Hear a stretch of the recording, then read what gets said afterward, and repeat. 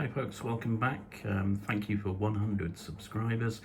I got a little message from a viewer who said, why don't you try and do a fire effect at the back of the log burner, which I have done. What you'll see here is I've added into the design a insertable fire effect. Just slots into the back of the log burner there, and this is the newest model, which is the log burner with same doors, the logs, and obviously I've included in the fire effect. Again, that's the fire effect, and then you get the back box, the hearth, and the fireplace.